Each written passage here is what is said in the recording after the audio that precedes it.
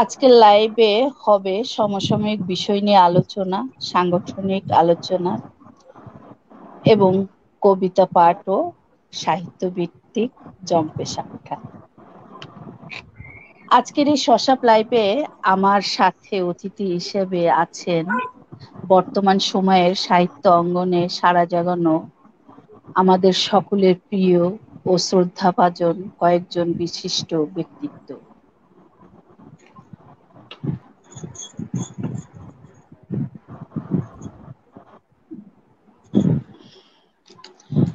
শুরুতেই আমি আপনাদের সামনে পরিচয় করিয়ে দিচ্ছি বিশিষ্ট অভিনেতা, কবি, সাহিত্যিক, সংগঠক, অসাধারণ কণ্ঠের অধিকারী ও মহান বুদ্ধিজীবী মুক্তিযোদ্ধার সন্তান জনাব ABM সোহেল রশিদ।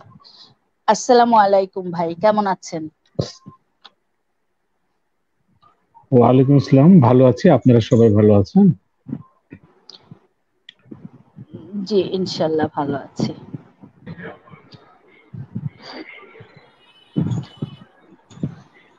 আসসালামু আলাইকুম। এ পর্যায়ে আমি আপনাদের সামনে পরিচয় করিয়ে দিচ্ছি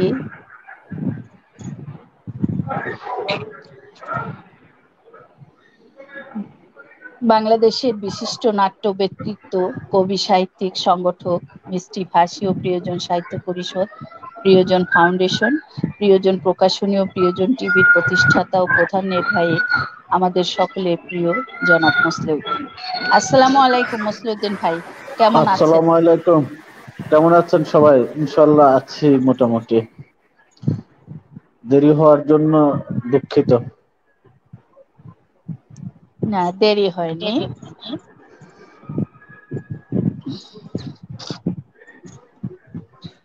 এ পর্যায়ে আপনাদের সাথে আমি পরিচয় করে দিচ্ছি এমন একজন ব্যক্তিত্বের, যিনি সময়ের কথা বলেন, অসামঞ্জস্যতার প্রতিবাদী কণ্ঠ, কবি, সাহিত্যিক, সংগঠক, পড়শি চ্যানেল এবং সম্মিলিত রাইটার্স ফোরাম খুলনা এর প্রতিষ্ঠাতা ও সভাপতি জনাব SM শের আলী শেরবাগ।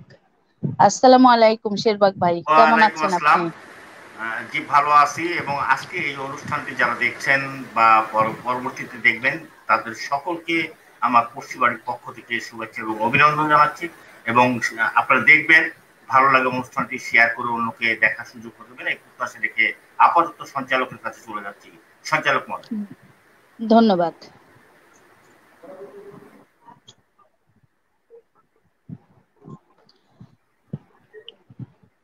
এবার আমি আপনাদের সাথে পরিচয় করিয়ে দিচ্ছি আমাদের সকলের প্রিয় কবি, সাহিত্যিক, সংগঠক, সুরেলা কণ্ঠের অধিকারী, কবি ও কবিতার ভুবনের প্রতিষ্ঠাতা, সভাপতি এবং করোনা যুদ্ধে বিজয়ী একজন সৈনিক জনাব ইশতিয়াক হোসেন। আসসালামু আলাইকুম ইশতিয়াক ভাই, কেমন আছেন? ওয়ালাইকুম সালাম, আলহামদুলিল্লাহ ভালো আছি। আপনি কেমন আছেন? এবং এখানে যারা উপস্থিত আছে সবার সাথে অবশ্য কথা হয়েছে। আর দর্শকদেরও, আপনারা সবাই কেমন আছেন যারা দেখছেন এবং পরে দেখবেন? আসসালামু আলাইকুম সবাইকে। অসংখ্য ধন্যবাদ। এ পর্যায়ে আমি আপনাদের সামনে যার পরিচিতি তুলে ধরছি, তিনি সকলেরই পরিচিত মুখ এবং আমাদের সবারই প্রিয় স্বপ্নকথা সাহিত্য পরিষদ শসাপ, স্বপ্নকথা ফাউন্ডেশন, স্বপ্নকথা প্রকাশনীর প্রতিষ্ঠাতা, সভাপতি ও স্বপ্নকথা ম্যাগাজিন ও আন্তর্জাতিক সাহিত্য বন্ধন ম্যাগাজিনের সম্পাদক, এ সময়ের প্রতিবাদী কণ্ঠ ও সকলের প্রিয় কবি, সাহিত্যিক ও সংগঠক জনাব রুকসানা সুখী। আসসালামু আলাইকুম, কেমন আছেন? ওয়ালাইকুম আসসালাম, আলহামদুলিল্লাহ ভালো আছি। সবার মাঝে আবারও ফিরে এসে সাহিত্য সংগঠনে সময় দিতে পারে আসলে অনেক ভালো লাগছে। আমাদের আজকের উপস্থাপিকা ফেরদৌসী নদীকে অনেক অনেক আন্তরিক অভিনন্দন। শুরুতেই আমি রুকসানা সুখীকে অনুরোধ করব একটু ছোট্ট করে শুভেচ্ছা বক্তব্য দিতে এবং আজকের এই লাইভ অনুষ্ঠানে সভাপতিত্ব করার জন্য। রুকসানা সুখী, সবাইকে শুভেচ্ছা জ্ঞাপন করে একটা ছোট্ট শুভেচ্ছা বক্তব্য দিন প্লিজ। ধন্যবাদ। আমাদের হাঁটি হাঁটি পা পা করে আজকের এই স্বপ্নকথা সাহিত্য পরিষদ শসাব অনেক দূর চলে এসেছেন। আমরা এই স্বপ্নকথা সাহিত্য পরিষদ শসাব নিয়ে এই পর্যন্ত অনেক কল্যাণময় এবং সামাজিক কর্মকাণ্ড করেছি ইতিপূর্বে, সেটা অবশ্যই সবার জানা, এবং ইনশাআল্লাহ আমরা পরবর্তীতেও অনেক কার্যক্রম করব।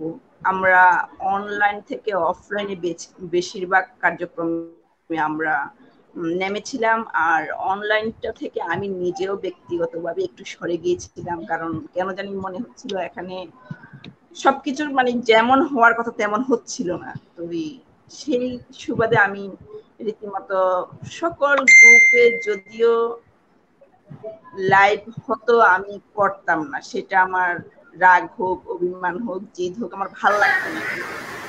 মনে হচ্ছিল সবকিছু যাই হোক, তারপরে আমরা আবার ফিরে আসলাম সাহিত্য আড্ডা এবং লাইভে, যেখানে আমরা চাচ্ছি এখন সুন্দর সামাজিক, সাহিত্যিক এবং ভালো সাহিত্য অনুষ্ঠান হোক, যেখানে আমাদের সোহেল রশিদ ভাইয়ের মতো লোক আছেন, ইস্তিয়াক ভাই আছেন, শের আলী শেরবাগ ভাই আছেন, মুসলিউদ্দিন আছেন, সবাই মিলে সাহিত্য ভালো একটু সুন্দর সাহিত্য চর্চা করি এবং সাহিত্যটাকে ভালোভাবে এগিয়ে নিই, এই শুভকামনা। আর নিয়মিত আমাদের শসাবের যে লাইভগুলো হবে সেটা সবাই অবশ্যই দেখবেন, এবং সকল সংগঠক প্রধান, সকল কবি, সাহিত্যিক এবং সাহিত্যপ্রেমী যারা আছেন সবাই এই লাইভ অনুষ্ঠানগুলোতে অংশ নেবেন। ধন্যবাদ সবাইকে। অসংখ্য ধন্যবাদ রুকসানা সুখীকে। এ পর্যায়ে আমি এবিএম সোহেল রশিদ ভাইয়েরকে বিনীত অনুরোধ করছি, আজকে যেহেতু ফরমাল ওয়েতে স্বপ্নকথা সাহিত্য পরিষদে কবিতা ও সাহিত্য আড্ডা নিয়ে নতুন করে লাইভ শুরু হলো, তো এই লাইভ শুরুর উদ্বোধনী ঘোষণা সহ ছোট্ট করে একটু শুভেচ্ছা বক্তব্য রাখার জন্য বিনীত অনুরোধ করছি। এবিএম সোহেল রশিদ ভাই। ধন্যবাদ। আজকের অনুষ্ঠানের সভাপতি এবং স্বপ্নকথা সাহিত্য পরিষদের সভাপতি রুকসানা সুখী, উপস্থিত আছেন আমাদের খুলনার নিবেদিত প্রাণ এবং সাহিত্য সংগঠন প্রিয় মানুষ কবি শের আলী শেরবাগ, উপস্থিত আছেন কবি ও কবিতার ভুবন সাহিত্য পরিষদের কর্ণধার ইস্তিয়াক হোসেন, উপস্থিত আছেন আজকের অনুষ্ঠানের যিনি উপস্থাপক আমাদের নদী আপা ফেরদৌসী নদী। সকলকে স্বাগত জানাই আজকের এই অনুষ্ঠানের মধ্যে দিয়ে। আমাদের যে বৈশ্বিক বিপর্যয়, আমরা চারিদিকে পৃথিবী অসুস্থ, বাতাস দূষিত হয়ে যাচ্ছে, মানুষ মরছে, আজকেও 199 জন মানুষ মারা গেছে। এই দুঃসময়ের ভেতর দিয়েও যে সাহিত্যের কাজগুলি আমাদের এগিয়ে যাওয়া, সাহিত্য সংগঠনগুলিকে এগিয়ে নিয়ে যাওয়া এবং কবি সাহিত্যিকদের ভেতরে একটি উন্মাদনা তৈরি করার যে কাজটি রুকসানা সুখী হাতে নিয়েছে, এটি ধন্যবাদ যোগ্য। আমি তাকে ধন্যবাদ জানাই এবং এই অনুষ্ঠানগুলির মধ্যে দিয়ে আমাদের যারা কবি সাহিত্যিক আছেন তারা তাদের নিজেদের সৃষ্টিকর্মকে যেমন উপস্থাপন করতে পারবেন, তেমনি করে অন্যের সৃষ্টি কেউ তারা জানবেন এবং বৈশ্বিক বিপর্যয়ে তারা যারা গৃহবন্দী আছেন, এই গৃহবন্দী অবস্থা থেকে উত্তরণের একটি পথ, সময় কাটানোর একটি পথ তারা নিশ্চয়ই খুঁজে পাবেন, এটি আশা করছি আজকের এই অনুষ্ঠানের মাধ্যমে। তো রুকসানা সুখী দীর্ঘদিন ধরে সাহিত্যের সংগঠনের সাথে আছে এবং স্বপ্নকথা সাহিত্য পরিষদ শুরু হয়েছিল খুব বর্ণাঢ্য ভাবে, মাঝে কিছুদিন তার ব্যস্ততার কারণে আসলে কর্ণধার ব্যস্ত হয়ে পড়লে সংগঠনও একটু ঝিমিয়ে পড়ে। সেই ঝিমিয়ে পড়া থেকেও আবার ঝিমিয়ে পড়ার কারণ যে শুধু রুকসানা সুখীর অমনোযোগিতা তা নয়, এই ঝিমিয়ে পড়ার কারণ আমাদের বৈশ্বিক পরিস্থিতি, করোনার কারণ এবং চারিদিকে লকডাউন, কি হবে কি হচ্ছে, এই যে একটি হতাশা, এই হতাশার ভিতর রেও এটি ঘটেছে। যাই হোক, আশার কথা যে আমরা এখন উত্তরণের পথে যাচ্ছি। আমরা আমাদের সৃষ্টিগুলিকে যেমন প্রকাশ করতে পারবো, অন্যের সৃষ্টিগুলিকেও আমরা জানতে পারবো, এবং পারস্পরিক যে সৌহার্দ্য, ভালোবাসা, মত বিনিময় হবে। এবং যারা অনুষ্ঠান দেখছেন, আজকের এই অনুষ্ঠানকে দেখছেন বা দেখবেন, তাদেরকেও অভিনন্দন, শুভেচ্ছা জানাচ্ছি যে আপনারা ঘরে বসে আমাদেরকে যে প্রেরণা দিচ্ছেন, যে ভালোবাসা দিচ্ছেন, এবং আপনারা আমাদেরকে যে শুনছেন, মন্তব্য করে, কমেন্টস করে, শেয়ার করে আমাদের এই যে ভাবনাগুলোকে, এই কথাগুলোকে সারা বিশ্বময় ছড়িয়ে দেওয়ার যে কাজটুকু আপনারা অত্যন্ত অকৃপণ ভাবে করছেন, সেজন্য আপনাদের প্রতি কৃতজ্ঞতা বা ভালোবাসা রইল। তো শসাপের দীর্ঘায়ু কামনা করি, একটি সংগঠিত সংগঠন শসাপ, এবং এটি আরো শক্তিশালী হবে। এবং আমার একটি বিশ্বাস যে দীর্ঘ চলার পথে নানান বর্ণের, নানান রঙের মানুষ তিনি পেয়েছেন, এবং সেগুলি থেকে তিনি শিক্ষাও গ্রহণ করেছেন। আমার মনে হয় যদি শিক্ষা গ্রহণ করে থাকেন, তাহলে কাদের সাথে চলতে হবে, কাদের নিয়ে চলা উচিত, কিভাবে চলা উচিত, সেগুলি সেখান থেকে মূল্যায়ন করে তিনি আগামীর পথে এগিয়ে যাবেন। কবিতা বা সাহিত্য শুধু না, শিল্প সাহিত্যে তিন ধরনের লোক আসে। এক ধরনের লোক আসে যারা শিল্পকে ভালোবাসে, নিজে শিল্পে। আরেক ধরনের লোক আসে যারা সৃষ্টি করতে পছন্দ করে। আরেক ধরনের লোক আসে এখানে তারা উপভোগ করতে আসে। এই যে উপভোগ করার যে শ্রেণী, তাদের সংখ্যা বড় হয়, তারা ঐক্যবদ্ধ থাকে, তারা নানান ধরনের কুৎসা রটায়, নানান ধরনের বাধা সৃষ্টি করে, এবং সৃষ্টিশীল মানুষকে এবং শিল্পকে ভালোবাসেন, এদের মধ্যে একটি বিভেদ তৈরি করার চেষ্টা করেন। এবং এদের কাছ থেকে আমাদেরকে খুব আত্মরক্ষা করে চলতে হবে।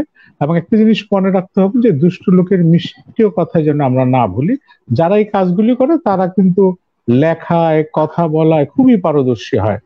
এই ধরনের কাজগুলি যেন আমরা বিরত থাকি। আর লাইভ অনুষ্ঠানে আমার আরেকটা জিনিস মনে হয়, আমরা কেউ লাইভ অনুষ্ঠানে আমরা কাউকে মানে মোটিভেটেড করার চেষ্টা করি। আসলে যার অনুষ্ঠান আর যিনি সঞ্চালনা করবেন, তিনি কিভাবে করবেন, তিনি কিভাবে এটিকে এগিয়ে নিয়ে যাবেন, মানুষের প্রিয়তা অর্জন করবেন, এটিকে তাকে তার মতো করতে দেওয়া উচিত। এবং এটি করতে করতে একটি সময় একটি সংগঠন যেমন শিখে, একটি শিশু যেমন হাঁটতে মানে হামাগুড়ি দিতে দিতে হাঁটা শিখে, হাঁটতে শিখে শিখে দৌড়াতে শিখে, তারপরে সে পৃথিবীর যে কোনো অঞ্চলে যেতে পারে। একটি সংগঠন, একটি নতুন অনুষ্ঠানকেও সেইভাবে এগিয়ে যেতে হয়।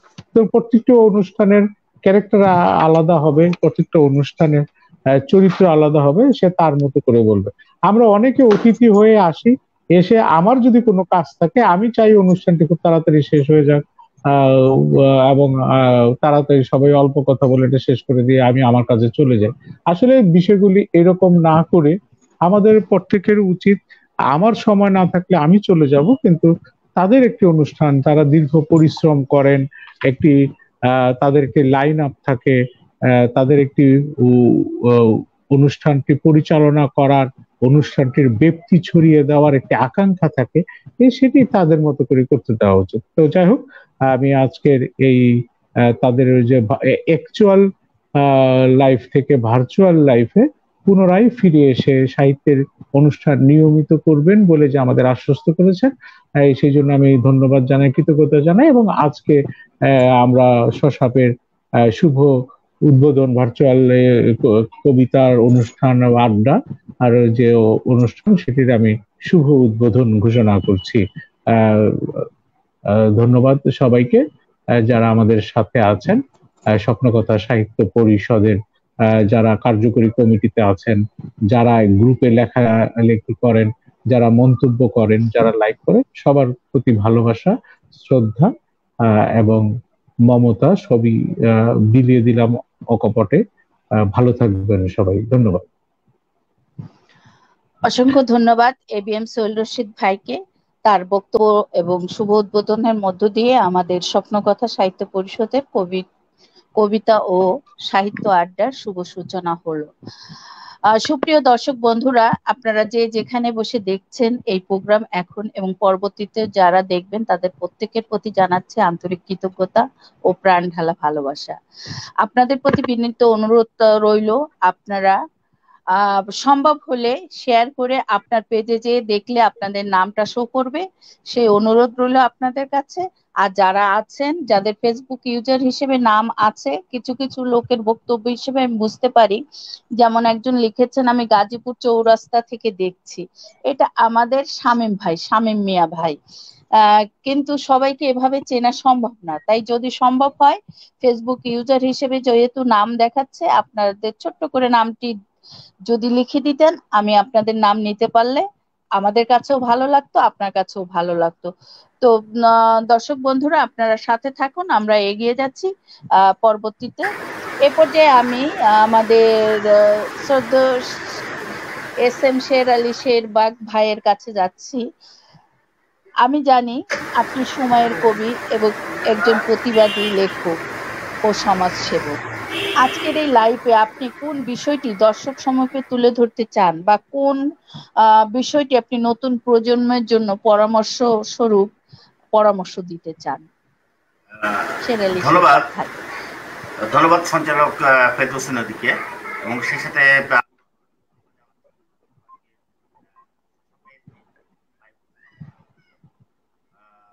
ব্যক্তিকে আপনারা স্থান করে দিয়েছেন দুটি কথা বলার জন্য। এই জন্য রোকসানা বেগম সুখীকে সাথে আজকে ABM শহীদ রশিদ ভাই, ইশতিয়াক আহমেদ এবং আমাদের মুসলিউদ্দিন ভাই এসেছিলেন। যারা আজকে আমরা এখানে সকলকে আমি শুভেচ্ছা এবং আমার পক্ষ থেকে ভালোবাসা জানাচ্ছি। শুরুতে একটি কথা বলবো, সেটি হচ্ছে যে বর্তমান সময়ে যে জিনিসটা বেশি লক্ষ্য করা যাচ্ছে সেটি হচ্ছে যে আমরা যারা এই সাহিত্য সেবার সাথে জড়িত বা সাহিত্য চর্চার সাথে ওতপ্রোত ভাবে জড়িত, আমরা দেখছি যে এই সাহিত্যের সাথে যারা ওতপ্রোত ভাবে কাজ করছে তাদের কেউ কেউ আমরা দেখছি যে আমাদের মধ্যে একটা দ্বিধাদ্বন্দ্ব এবং মতানৈক্যের একটা জায়গা সৃষ্টি করছেন বা সৃষ্টি হচ্ছে, যেটি আসলে আমি বলতে পারি যে এটি আসলে আমাদের কাছে খুবই দুঃখজনক একটি বিষয়। আমি সম্প্রতি একটি কথা বলি, আমি একটি বিষয় আপনাদেরকে উদ্দেশ্য করে বলছি, সেটি হচ্ছে যে দেখেন বর্তমান প্রজন্ম কিন্তু সাহিত্যের দিকে ঝুঁকছে। কেন ঝুঁকছে? একটি বিষয় মনে রাখতে হবে যে আমাদের তরুণ প্রজন্ম, যুব প্রজন্ম, এই দুটি প্রজন্ম কিন্তু আজকে আমাদের সংস্কৃতি থেকে অনেকটা দূরে সরে যে অনলাইন সংস্কৃতির ভিতরে ডুবে আছে। ফলে আগে যেমন স্পোর্টস হতো, খেলাধুলা হতো, বিভিন্ন খেলাধুলার জায়গা ছিল, মাঠ ছিল, ঘাট ছিল, কিন্তু সেটি এখন আর নাই। আর সেই সংস্কৃতি, সেই খেলাধুলার জায়গাটি নাই। ফলে সাহিত্য বিষয়টি নিয়ে যে আমাদের মধ্যে যে সাহিত্যের চিন্তা চেতনা ভাবনার জায়গাটিতে অনলাইন একটা প্ল্যাটফর্ম তৈরি হয়েছে বিধায় অনেক এই তরুণ প্রজন্ম অথবা যুব প্রজন্ম কিন্তু আজকে সাহিত্যের দিকে কিছুটা হলে ধাবিত হয়েছে। এটি আমাদের জন্য একটি ভালো দিক।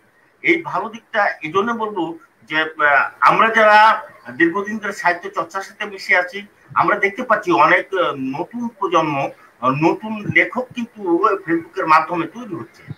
এটি সেই প্রজন্মের কাছে আমার একটি নিবেদন থাকবে যে একটি লেখা কিন্তু একটি সন্তান, লেখাটিকে যত্ন দিতে হবে এবং অন্যের লেখা যেমন পড়তে হবে, অন্যের লেখা যেমন ধারণ করতে হবে, অন্যের কাছ থেকে কিছু শব্দ হয়তো ধার নিতে হবে। সে কারণেই আমাদের মধ্যে এই লেখালেখি এবং লেখকদের মধ্যে একটি সেতু বন্ধন সৃষ্টি যাতে হয়, সেই সৌহার্দ্যপূর্ণ ব্যবহার আমি আজকে লাইভ থেকে এই নবীন যারা লেখিয়ে তাদের নিকট থেকে আশা করছি।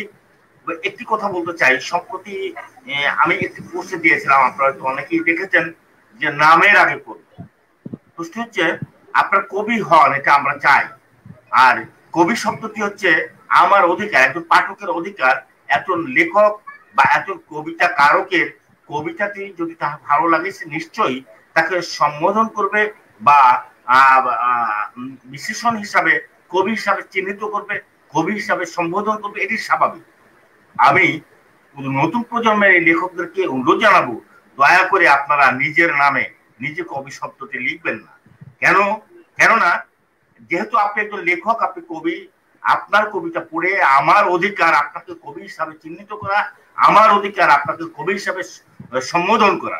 সেই জায়গাটি যদি আপনি মেডিকেল থেকে, যেমন মেডিকেলের ডাক্তাররা যখন ডাক্তারি পাস করে একটা সনদ পায় ডাক্তারি, তারা ডাক্তার লেখেন, ইঞ্জিনিয়ার একাডেমিক্যাল একটি সার্টিফিকেট পায়, তারা ইঞ্জিনিয়ার লেখেন। এরকম বিভিন্ন পেশাজীবীরা কিন্তু এই পদবিগুলো লাগান।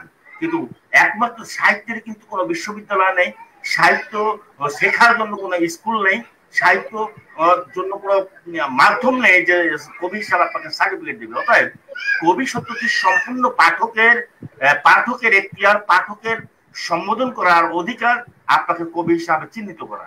এই বিষয়টি নিয়ে আপনারা জানেন যে ইতিমধ্যে আমার এই বক্তব্যটিকে ভিন্ন খাতে প্রবাহিত করে জনৈক লেখক বন্ধু বিভিন্ন রকম অপপ্রচার চালাচ্ছেন। তাই আমি এই শশাপের লাইভ অনুষ্ঠানের মাধ্যমে আগামী প্রজন্মের যারা লেখক, যারা বর্তমান সময়ে নতুন করে লিখছেন বা লেখার জগতে আমাদের সারিতে আসছেন, আমরা তাদেরকে সাধুবাদ জানাই এবং তাদের কাছে আমার করজোড়ে নিবেদন থাকবে, আপনি একদিন কবি হয়ে উঠবেন, সমাজ আপনাকে কবি বলবে, রাষ্ট্র আপনাকে কবি বলবে, পাঠক আপনাকে কবি বলবে, জাতি বিশ্ব আপনাকে কবি বলবে। আপনি নিজেকে কবি বলে নিজেকে ছোট করবেন না, কবি সমাজকে ছোট করবেন না।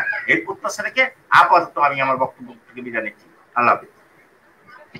অসংখ্য ধন্যবাদ। খুবই গুরুত্বপূর্ণ বিষয় তুলে ধরলেন শেরালি শেরবাগ বক্তব্যের মধ্যে। নতুন প্রজন্ম কেন, আসলে আমাদের সবার ক্ষেত্রে যারা আমরা লেখালেখি করি, আসলে কবি হচ্ছে এমন একটা উপাধি যেটা নিজে ব্যবহার করা না, অন্য ব্যবহার করবে। আমার নামটা আমি লেখালেখি যৎসামান্য করলেও আমার নামটা যদি কেউ ব্যবহার করে, সে হয়তো বা পড়তে পারে নামের আগে যে কবি ফেরদৌসী নদী। তো আমিও সে পর্যায়ে এখনো নিজেকে ভাবি না, কিন্তু আমি নিজে কিন্তু নামের সাথে কবি বসাতে পারবো না, যেটা শেরালি শেরবাগ ভাই পরিষ্কার ভাবে বললেন যে ডাক্তার, ইঞ্জিনিয়ার আসলে পেশা উল্লেখ নামের পূর্বে কখনো কখনো বসানো যায়, কিন্তু যেটা পেশা না। কবি হচ্ছে যে আমরা কিন্তু এখান থেকে কোনো ইনকাম করছি না, বা সেভাবে বেতনভুক্তও না, বা কোনো প্রতিষ্ঠান থেকে আমাদের পদবি দেয়নি। আমরা স্বশিক্ষায় শিক্ষিতর মতনই আমরা নিজ গুণে নিজের লেখার প্রতিভার জন্য লেখালেখি করি, কবিতা লিখি, গল্প লিখি, প্রবন্ধ লিখি। লেখা অনুযায়ী অন্যরা আখ্যায়িত করবে, যিনি কবিতা লেখেন তাকে কবি, যিনি গল্প লেখেন তাকে লেখক, যিনি প্রবন্ধ লেখেন প্রবন্ধকার, যিনি উপন্যাস লেখেন তারা ঔপন্যাসিক।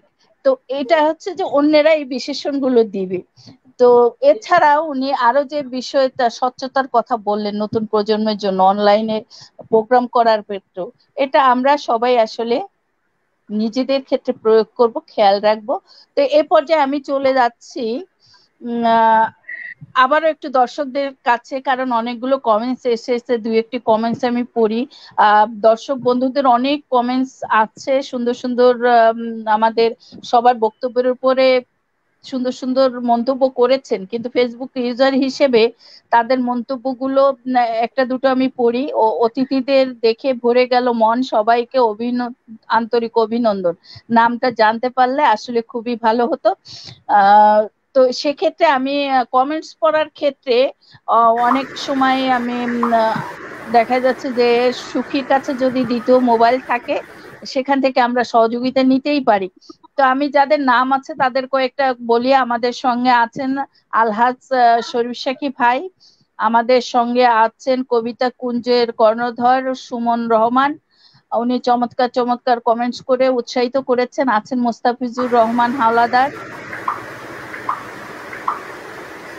সুমন কবিতা কুঞ্জ সাহিত্য পরিবারের পক্ষ থেকে সকল গুণী অতিথিদের প্রতি বিনম্র শ্রদ্ধা ও ভালোবাসা জানিয়েছেন সুমন রহমান। ফেসবুক ইউজার হিসেবে অনেকে আছেন, শেরালি শেরবাগ ভাইও দর্শকদের শুভকামনা জানিয়ে কমেন্টস করেছেন। তো আমি চলে যাচ্ছি এ পর্যায়ে আমাদের সকলের প্রিয় কবি ও কবিতা ভুবনের কর্ণধর ইশতিয়াক আহমেদ ভাই, আপনার কোথাও দেখছি ইশতিয়াক আহমেদ লেখা, কোথাও ইশতিয়াক হোসেন। এই বিভ্রান্তে, কারণ আমি জানতাম আপনার নাম ইশতিয়াক আহমেদ, কিন্তু সুখী যেহেতু কার্ডে লেখছে ইশতিয়াক হোসেন, তো আমি ইশতিয়াক হোসেনই ইউজ করেছি। তো এই বিষয়টা একটু শুরুতে ক্লিয়ার করবেন। তারপর হচ্ছে যে আপনার কাছে আমার একটা অনুরোধ, যে এই যে আপনি আল্লাহ রহমত করেছেন, কিন্তু তবুও বলি আপনি এই করোনাকালীন যুদ্ধের একজন সৈনিক, যুদ্ধ করে জয়ী হয়েছেন, আল্লাহর রহমতে ভালো আছেন, এটা আমাদের পরম পাওয়া। তো এই করোনাকালীন জার্নিটার কিছুটা যদি দর্শকদের শেয়ার করতেন, পাশাপাশি এই করোনাকালীন টাইমে দর্শক সচেতনতার জন্য আপনি যদি কোনো টিপস দিতে চান, কোনো বক্তব্য রাখতে চান, এরপরে আপনার সুরেলা কণ্ঠে একটা গান শুনে আমি চলে যাব রুকসানা সুফির কাছে। ইশতিয়াক আহমেদ। ধন্যবাদ আপনাকে। আমি প্রথমেই আমার নামের বিভ্রান্তি এটা দূর করতেছি। আমার নাম ইশতিয়াক হোসেন, সার্টিফিকেট সব কিছুতেই, কিন্তু আমি ছোটবেলায় তো বাবাকে হারাই, তো বাবার আদর স্নেহ কখনো পাইনি। ফেসবুকের কারণে একজনের সাথে পরিচয় হয় এবং তাকে আমি বাবা বানাই। তার নাম নিসার আহমেদ, যার জন্য তার নামের সাথেই এখন সেই বললো যে আহমেদ বসাও, এই জন্যই কিন্তু ইশতিয়াক আহমেদ। এই আমি বাবা পেয়েছি, বাবার আদর সোহাগ ভালোবাসা আমি অনেক এই মানে গত আগস্ট থেকে, যার জন্য আমি এখন ওই আমার নামের ইশতিয়াক আহমেদ। তার আগে কিন্তু আমার ছিল ইশতিয়াক হোসেন। আমি একদম ছোটবেলায় কখনোই আমি বাবার আদর পাইনি, ছোটবেলায় আমার বাবা মারা গেছিল। আকিকা দিতে হবে তো, করোনাটা যার হয় সেই বোঝে। আকিকা দিতে হবে, আকিকা দিতে হবে। বাবা দেবে, বাবা দেবে।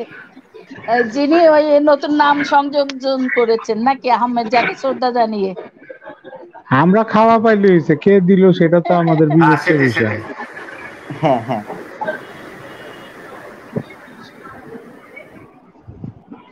আর করোনা যার হয়েছে সেই একমাত্র বুঝতে পারে করোনাটা কি।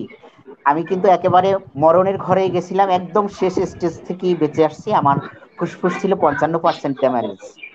আর বারবারই আমার আত্মীয় স্বজন যারা ছিল ওখানে তাদেরকে বলতো যে শুধু আল্লাহ আল্লাহ করেন, আল্লাহর উপরে নির্ভর করে, কিছুই বলা যাচ্ছে না, এটা সম্পূর্ণই আল্লাহর উপরে, কারণ এর একেবারে সেই রকম অবস্থা। আর ইনজেকশন দিছে যে বেশি দামের ইনজেকশন গুলো, ওগুলো বলছে হয়তো তার জ্ঞান ফিরবে, আর না হয় জ্ঞান ফিরবে না, এই মারাও যেতে পারে, না হয় মেন্টাল অবস্থাও হতে পারে, এরকম অবস্থা ছিল আমার করোনার। এই তো ধন্যবাদ। তো আমি সবাইকে করোনার জন্য বলবো অবশ্যই সেফ থাকেন, সেফ, এবং একটু পর পর হাত ধোন, আর বাইরে যতটা না যাওয়া সম্ভব ততটাই ভালো হবে। ধন্যবাদ নদী আপু। ধন্যবাদ ইশতিয়াক ভাই, আপনার কণ্ঠে একটা সুরেলা গান শুনতে চাচ্ছিলাম, কারণ মাঝে মাঝেই বিভিন্ন প্রোগ্রামে আপনি শিক্ষামূলক কিছু গান করতে দেখেছি। তো স্বতঃস্ফূর্ত ভাবে, সম্পূর্ণ না হলেও কিছু অংশ হইলেও দর্শকদের শোনানোর জন্য, অনেকদিন পর আপনাকে পেয়েছি তাই। আমার লেখা গান আমি একটা গেয়ে শোনাই। কণ্ঠ সুর যেখানে যা আমিই করছি, জানি না হয়েছে কিনা। অনেকেই বলে যে বিয়ে করছেন না কেন, বিয়ে করছেন না কেন, এই জন্যই এই গানটা লিখলাম। আমার একলা জীবন ভাল লাগে না বন্ধু বিহনে, আমার একলা পরাণ টিকে না আর বন্ধুকে ছেড়ে, আমার একলা জীবন ভাল লাগে না বন্ধু বিহনে, আমার একলা পরাণ টিকে না আর বন্ধুকে ছেড়ে। বন্ধুরে কই হারাইলা, কোথায় রইলা আমাকে ছেড়ে, আমার একলা জীবন ভাল লাগে না বন্ধু বিহনে, আমার একলা পরাণ টিকে না আর বন্ধুকে ছেড়ে। বন্ধুরে কই হারাইলা, কোথায় রইলা আমাকে ছেড়ে, তোমায় অনলাইনে তো দেখি তাই মেসেঞ্জারে ঢুকি, তোমায় অনলাইনে তো দেখি তাই মেসেঞ্জারে ঢুকি, তোমায় কত বার্তা পাঠাই, কেন চিন করো না? আমি ফোন করলেও ধরো না, তুমি নিজেও ফোন করো না। আমি ফোন করলেও ধরো না, তুমি নিজেও ফোন করো না। কেন এত মান অভিমান, ভালো তো লাগে না। বন্ধুরে কই হারাইলা, কোথায় রইলা আমাকে ছেড়ে? আমার একলা পরাণ ভাল লাগে না বন্ধু বিহনে। আমার একলা জীবন কাটে না আর বন্ধুকে ছেড়ে। বন্ধুরে কই হারাইলা, কোথায় রইলা আমাকে ছেড়ে? একটু ফোনটা তুমি ধরো, না হয় নিজেই ফোন করো। তবু তুমি কথা বলো, দূরে থেকো না। অভিমানে আমায় তুমি ছেড়ে যেও না। বন্ধুরে কই হারাইলা, কোথায় রইলা আমাকে ছেড়ে? আমার একলা জীবন ভাল লাগে না বন্ধু বিহনে। আমার একলা পরাণ টিকে না আর বন্ধুকে ছেড়ে।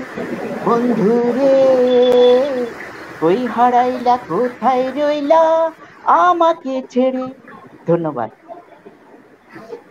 অসংখ্য ফোন নাম্বারটা ধন্যবাদ। দাও আমারে, ফোন নাম্বারটা আমাকে দাও, ব্যবস্থা আমি করে দিচ্ছি। মুসলে ভাই ঘটক আছে, অসুবিধা নাই। এ ভাই, এ কথায় আমি একবার ভাবছিলাম ওই যে ঘটক পাখি ভাই যেরকম ওরকম একটা ম্যারেজ মিটিয়ে ঘুরবো। পাখি ভাই লাগবে না, ওই নাম্বার দিলে আমরা এই পুলিশ লাগাই দিব, রেব, তারপরে ট্র্যাক করে ধরে নিয়ে আসবো। ফোন ধরে না, এত বড় সাহস। ধন্যবাদ। না, চমৎকার গান, আসলে খুব মুগ্ধ হয়ে শুনছিলাম। যদিও গানটি অনেক সুন্দর ব্যথা হয়েছে, নিয়ে, অনেক কিন্তু সুন্দর। ব্যথার মতো লাগে নাই, না, ব্যথার তবে মতো একটা লাগে জিনিস নাই। কিন্তু আমরা ধরে নিতে পারি, আমরা একটা জিনিস ধরে নিতে পারি, আমি একটু করে একটা কমেন্ট দিচ্ছি, সেটি হচ্ছে যে ইস্তিয়াক ভাই কি ব্যর্থ প্রেমিক না সার্থক প্রেমিক, এটি তার মুখে শুনতে পারলে মনে হয় ভালো হতো। কারণ তার গান কিন্তু বলে দিচ্ছে যে তার অতীতটা ব্যর্থতার একটা ছাপ রয়ে গেছে। আমরা তার মুখে শুনলে মনে হয় আমাদের দর্শকরা বুঝতে পারতো আজকের এই গানের ভেতর রহস্য।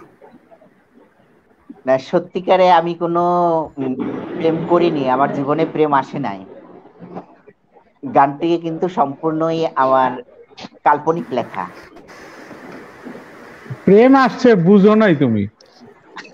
সাহিত্য জগতে এত মহিলা, প্রেম আসে নাই, এক একজনের 2টা 3টা করে নিতেছে, আপনার আসে না, তাইলে কি করবে? না না, প্রস্তাব আসছিল কিন্তু আমি অ্যাকসেপ্ট করিনি। না, আমি এই সুখীর বুঝতে এই পারছো দেখেই তো বক্তব্যে লিখতে একটু পারছো, বুঝতে পারছো দেখেই তো লিখছো। যাই এটাও হোক, সাহিত্য, সাহিত্য তবে জগৎ তুমি হয়তো কবিতা থেকে গান ভালো লেখো। না, ধন্যবাদ। চমৎকার গান, গানের কথাগুলো সুন্দর। তো এ পর্যায়ে আমরা যেহেতু মসলিউদ্দিন ভাইকে পেয়েছি, মসলিউদ্দিন ভাই ব্যস্ত, তার একটি প্রোগ্রাম চলে প্রিয়জন টিভি চ্যানেলে। তো সে কারণে সুযোগ মতো আবার কখন মসলিউদ্দিন ভাই আহ ব্যস্ত হয়ে পড়বেন, তার আগে ওনার কাছে আমার ছোট্ট একটু প্রশ্ন আছে। প্রশ্ন ঠিক না, জানা, যে আমার মতে আপনি একজন দক্ষ সংগঠক, আপনি আপনার সংগঠনের সবাইকে নিয়ে একসাথে চলেন। আমি দেখি প্রায় যেখানে যান সবাইকে সাথে নিয়ে যান। এই যে সবাইকে একত্রিত করে এবং যে কোনো প্রোগ্রাম করার ক্ষেত্রে দেখি যে সুসংগঠিত একটা টিম আপনার কাজ করে। তো এই যে সুসংগঠিত ভাবে প্রোগ্রাম করা এবং সবাইকে সাথে নিয়ে চলার, অনেক সাহিত্য সংগঠনের ক্ষেত্রে অনেকটাই দেখা যায় না এরকম। তো এর গোপন রহস্য কি? আপনি কোন পদ্ধতি মেনটেন করেন? যদি আমাদের এই ধন্যবাদ সাহিত্য ফেরদৌসী সংগঠনগুলোর জন্য যদি এই ধন্যবাদ। কথাটা বলতেন। জি, আমাদের সাথে উপস্থিত আছেন আমাদের প্রিয় মানুষ, কবি অভিনেতা এবিএম সৈয়দ রশিদ ভাই, আছেন শেরালি শেরবাগ ভাই এবং ইশতিয়াক হোসেন, এবং স্বপ্নকথা সাহিত্য পরিষদের প্রতিষ্ঠাতা প্রধান, যিনি গত কিছুদিন আগে অত্যন্ত অসুস্থ ছিলেন, হাসপাতালে ছিলেন। আল্লাহ তাকে সুস্থ করেছেন এবং আমাদের মাঝে আবার ফিরে এনেছেন, এবং আজকে আমাদের ইশতিয়াক হোসেনও তার বক্তব্য বলেছিলেন সে করোনাকালীন একটি কঠিন অবস্থায় গিয়েছিলেন। গত 15 থেকে 20 দিন আগে রোকসানা সুখীও সে ধরনের একটি পরিস্থিতির মধ্যে সম্মুখীন হয়েছিলেন। তো মহান আল্লাহর দরবারে শুকরিয়া যে দুইজন দক্ষ সংগঠক, দুইজন আমার প্রিয় দুজন মানুষ একটি কঠিন পরিস্থিতি থেকে আজকে আমাদের সাথে একসাথে লাইভে যোগ দিতে পেরেছেন, তাই মহান আল্লাহর দরবারে শুকরিয়া আদায় করছি। আমি প্রশ্নে যাওয়ার আগে ইশতিয়াক হোসেন যে গানটি গেয়েছেন তা নিয়ে একটু বলতে চাই। গত 3 বছর থেকে ইশতিয়াক হোসেনের একই বাক্য শুনি যে সে সাহিত্যের জন্য, কবিতার জন্য, কবিতা চর্চার জন্য সে বিয়ে করেন না। হ্যাঁ, তাতে যাইয়া তার কবিতার ক্ষেত্রে বা সাংগঠনিক কাজের ক্ষেত্রে সমস্যা হবে। কিন্তু আজকের এই গান যারা শুনেছে তারা সবাই স্পষ্ট হয়েছেন যে এর ভিতরেও যে কিছু আছে বা ছিল সেটা আজকে প্রমাণিত হয়েছে আমি মনে করি। তো ইশতিয়াক হোসেনকে ধন্যবাদ যে আজকে সবার সামনে স্বীকার অন্তত করার জন্য। তো এরপরে আমি ফেরদৌসী আক্তার নদীর প্রশ্নে যাচ্ছি যে আসলে আমি একটু আজকে আমাদের 2টি প্রোগ্রাম, 8টা থেকে একটি প্রোগ্রাম শেষ হয়েছে 9টা বাজে, আবার আরেকটি প্রোগ্রাম শুরু হয়েছে কিছুক্ষণ আগে। তাছাড়া আগামীকালকে সকালে আমার একটা শুটিং আছে। আমি রাত্রেই এখন এটা শেষ করে বা এখান থেকে কোনো রকম বের হতে পারলেই আমি গাড়িতে উঠবো, অর্থাৎ সকালবেলা আমি হয়তো সেখানে যোগ দিতে পারবো না, যার কারণে রাত্রেই আমি ওইখানে যাই স্টে করব। কালকে আমার একটা শুটিং আছে, তো যার কারণে আমি খুব একটা মানে দোয়ের উপরে আছি বলা যায়। লাইভের থেকে বের হয়ে এখানে শেয়ার করতেছি, এখানে খাচ্ছি, এই অবস্থায় আমি কাটাচ্ছি। তার মাঝে যে প্রশ্নটি ফেরদৌসী একটা নদী করেছেন যে আসলে সেটি আমি বলবো না, আমি সফলও বলবো না এবং দক্ষ সংগঠক এই সমস্ত কথাগুলো বললে আমার কাছে লজ্জা মনে হয়। আমি মনে করি প্রিয়জন সাহিত্য পরিষদ সেটির একটি ক্রিয়েটর আমি। আমার আইডি থেকে এটি প্রতিষ্ঠা হয়েছেন, এটা বাস্তব সত্য কথা। কিন্তু আমরা গতকালকে আমাদের স্থায়ী কমিটির একটি মিটিং করেছি যে অনলাইন সাহিত্য সংগঠনগুলোর ক্ষেত্রে দেখা গেছে যে 6 মাস 1 বছরের কেউ কেউ কমিটি দেয়, কিন্তু আমি 2 বছরের কমিটি দিয়েছি।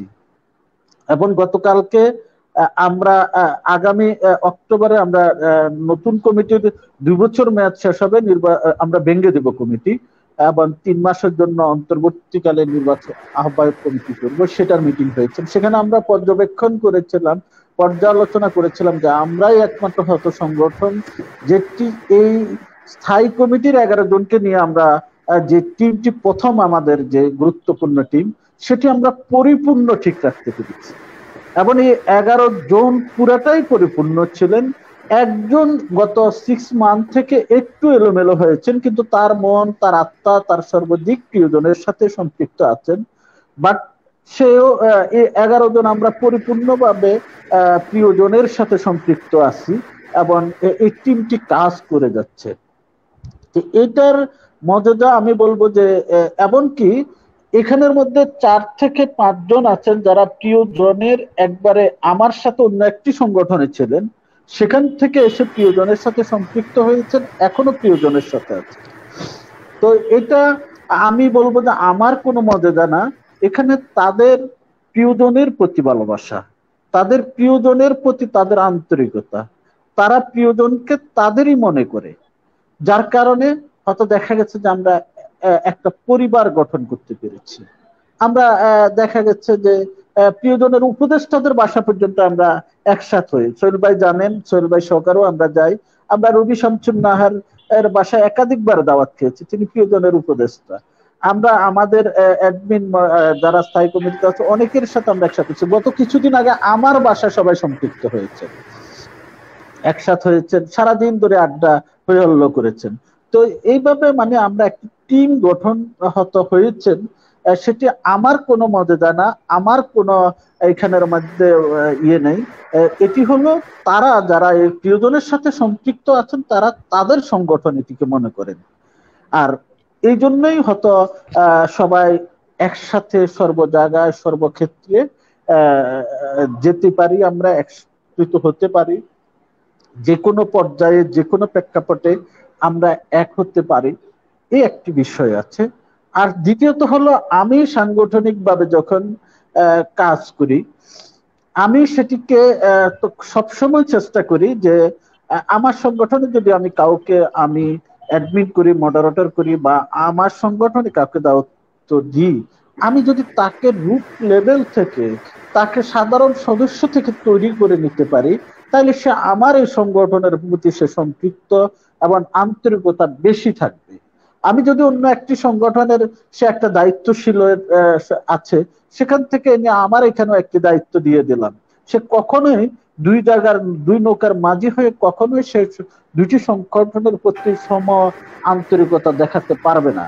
যার কারণে প্রিয়জন সাহিত্য পরিষদের আজকে যিনি কেন্দ্রীয় সভাপতি, তাকে আমি গত 3 বছর আগে হবিগঞ্জ জেলার প্রথম সভাপতি করি, পরবর্তীতে সিলেট বিভাগের সভাপতি ছিলেন এক সেশন, পরবর্তীতে 7 মাস ছিলেন নির্বাহী সভাপতি হিসাবে।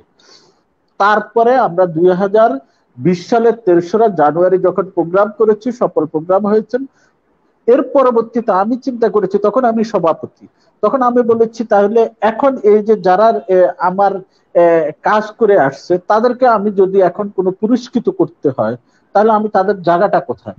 যার কারণে আমি তখন সভাপতির পদটি ছেড়ে দিয়ে দিলাম এবং সেখানে আমি আমাদের রুনা আক্তার স্বপ্নাকে সভাপতি হিসাবে আনলাম। নির্বাহী সভাপতি যিনি আছেন বিপ্লব সাহা, সেও আমার সাথে সাহিত্য কথা পরিষদে এক সময় সাধারণ কবি হিসাবে ছিলেন। এর পরবর্তীতে সে 2015 সালে তার পরবর্তীতে তাকে আমি যখন সাহিত্য কথা পরিষদের মডারেটর করি, রোকসানা সুখীও সেদিন সেখানে কিছুদিন মডারেটর ছিলেন, তখন আমি সাহিত্য কথা পরিষদের সাধারণ সম্পাদক। তো সেখানের মধ্যে তখন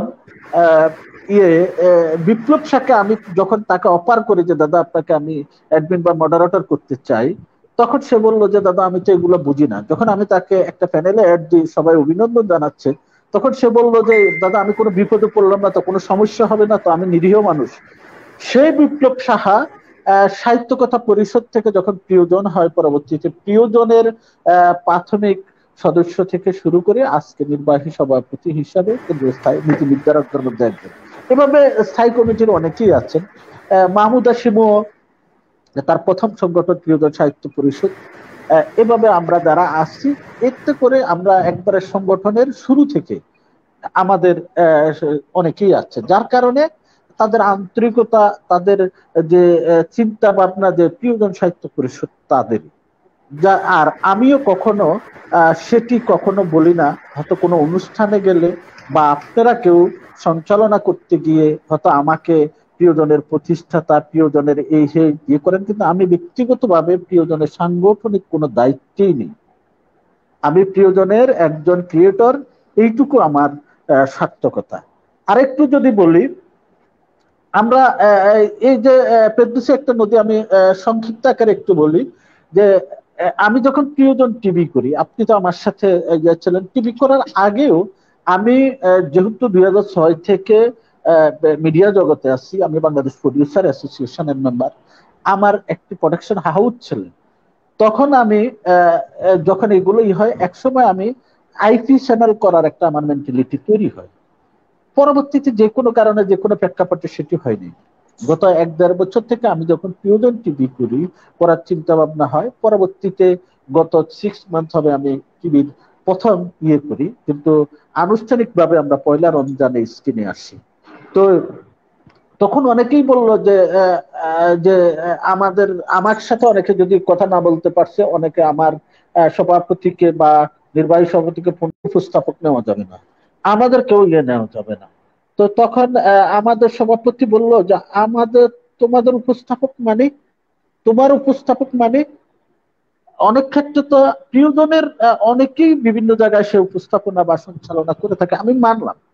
তো যখন এই কথাটি আমার কানে এসেছে, তখন আমার মেন্টালিতে গেছে যে আমি এমন কিছু তৈরি করি, এমন কাউকে তৈরি করি যে যারা আসলে এই মিডিয়া জগৎ, অনলাইন জগতের না। আপনার আপনি খুশি হবেন, এখন তো লাইভের একটা কঠিন পরিস্থিতি চলছে। আজকে যদি স্ক্রিনে যান, অন্তত 20-25টা লাইভ হবে। প্রত্যেকটা লাইভে 150, 200, 300, 400 এর উপরে ভিউয়ার নাই, বাট প্রিয়জনের পরশুদিন একটি লাইভে আমি একটু আগে দেখেছি 2500 ভিউয়ার। সেটি সঞ্চালনা করেছেন আমি যে আবৃত্তি প্রতিযোগিতা দিয়েছি, এই আবৃত্তি প্রতিযোগিতার একজন প্রতিযোগী সোহেল রশিদ ভাই ইয়ে করে, আমি তাদেরকে শুরু করেছি। আমি কোরআন তেলাওয়াত প্রতিযোগিতার যে প্রথম স্থান অধিকার করেছেন তাকে একটি সঞ্চালনা দিয়েছি। আগামী কালকে বা আন্তর্জাতিক কোরআন তেলাওয়াত প্রতিযোগিতার ৩য় স্থান অধিকারকারী, সারা বিশ্বের 103টি রাষ্ট্রের মধ্যে কোরআন তেলাওয়াত প্রতিযোগিতার ৩য় স্থান অধিকারী কালকে প্রিয়জন টিভি থেকে তারা প্রোগ্রাম করবে। আমি সেখানে উপস্থাপক করেছি কাকে, যে আমার সেই প্রিয়জনের কোরআন তেলাওয়াত প্রতিযোগিতার প্রথম স্থান অধিকারী। অর্থাৎ আমি যাকে তৈরি করে নিচ্ছি, আমি যাকে গড়ে নিচ্ছি, যাকে আমি করছি, তাকে দিয়ে আমি শুরু করছি। আমি মনে করি, আমাকে অনেকে বলে যে আমি নির্মলানন্দ গুণের জন্মদিনের অনুষ্ঠান পালন করেছিলাম, সেখানে অনেক সিনিয়রের থেকে আমি বাচ্চাদেরকে নিয়ে এসেছি। 4-5 বছরের বাচ্চারা সোহেল রশিদ ভাই, স্টাইলিন ভাই এবং নির্মলানন্দ গুণের পাশে বসে তারা কবিতা আবৃত্তি করেছে, অনেকে হাসাহাসি করেছে, এগুলো কি করছেন। কিন্তু আমি নিজের কাছে নিজে স্যাটিসফাই এই জন্যই যে আমি প্রবীণদের সাথে নবীনদের একটা সমন্বয় তৈরি করতে পারছি এবং তারা সাহস পাচ্ছে এবং তারা হতো সেদিন। আমি মনে করি যে এই যে আমি নিজ থেকে নেওয়া শুরু করছি, এরা অন্তত যে যেখানে দেখ অন্তত প্রিয়জনের প্রতি, প্রিয়জন টিভির প্রতি তাদের একটা মেন্টালিটি থাকবে। মূল মাদ্রাদা হলে এইটুকু হতে পারে। আর সবচেয়ে বড় কথা হলো প্রিয়জনকে সবাই আপন করে নিয়েছেন, যার কারণে হয়তো আজকে তার এত হয়তো অনেকেই বলেন, কিন্তু আমি ব্যক্তিগতভাবে আমি সবিনয় ভাবে বিনীতভাবে বলতে চাই, এখানে আমার কোনো মর্যাদা নাই, আমার কোনো দক্ষতা নাই, আমি আসলে আমার সাংগঠনিক তেমন কোনো দক্ষতা নাই। এগুলোর সম্পূর্ণরূপে আপনারা প্রিয়জনকে আপনজন করে নিয়েছেন কারণে হয়তো আমরা কিছু কিছু কাজ করতে পারছি। ধন্যবাদ। অসংখ্য ধন্যবাদ মসলিউদ্দিন ভাইকে। আমি এই কথাটি তুলে ধরার অন্যতম কারণ হচ্ছে, কারণ নতুন নতুন সংগঠন হচ্ছে, তো তারাও যাতে কিছু শিক্ষামূলক দিক নির্দেশনা পায় যে একটি সংগঠনকে ধরে রাখতে হলে কি কি পদ্ধতি বা কি মানসিকতা প্রদর্শন করা দরকার, মানসিকতা থাকা দরকার, সমন্বয় সাধনের ক্ষেত্রে কি করণীয়। সেজন্যই আপনার কাছে আমি এই বক্তব্যটি তুলে ধরছি। সোহেল রশিদ ভাই চলে গেলেন আবার। তো এ পর্যায়ে আমি সুখীর কাছে যেতে যাচ্ছি। সুখী যদি একটা কবিতা পাঠ না, চলে আসছে সোহেল রশিদ ভাই, ওনার কণ্ঠে একটা কবিতা শুনি। কারণ হচ্ছে রশিদ ভাইয়ের কণ্ঠের আমি খুব ভক্ত, আমি জানি সবাই ভক্ত, আমাদের সাহিত্য জগতের সবাই ভক্ত। তো সে কারণে সোহেল রশিদ ভাই এসেছেন যখন, সোহেল রশিদ ভাইয়ের কণ্ঠে আমি একটি কবিতা শুনতে চাচ্ছি। আসলে চারিদিকে যে অবস্থা, এই কবিতার গলা তো নাই, সবারই ঠান্ডা, সবাই আমরা করোনায় আক্রান্ত। যারা অনুষ্ঠান দেখছেন সবার প্রতি একটা অনুরোধ থাকবে যে আপনারা স্বাস্থ্যবিধি মেনে চলুন। সরকারি যে আয়োজন এই করোনার থেকে আত্মরক্ষা করার জন্য, সেই আয়োজনটির সাথে আমাদের সকলেরই একমত হওয়া উচিত এবং সকলেরই সেখানে জড়িত হওয়া উচিত এবং সেটিকে পালন করা উচিত। কারণ রাষ্ট্র কখনোই তার অফিস আদালত এমনি এমনি বন্ধ রাখে না।